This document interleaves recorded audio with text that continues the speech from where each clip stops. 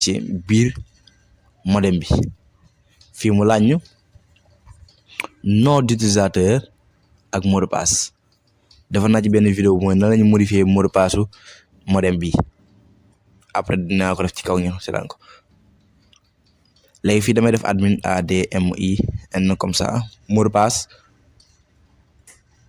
bu fekkee changé woo ko mot de passe nga def admin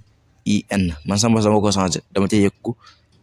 0 ak 1 may def 0 1 comme ça léegi nan laay def damay ñëw fii def s'identifier gis ngeen ko nii bouton bleu bii nii def s'identifier moom léegi automatiquement dañuy dugg ci biir interface modem bi su mu duggee ci interface modem bi da nga xam yan appareil ñooy connecté pour l'instant nii gis nga appareil yi connecté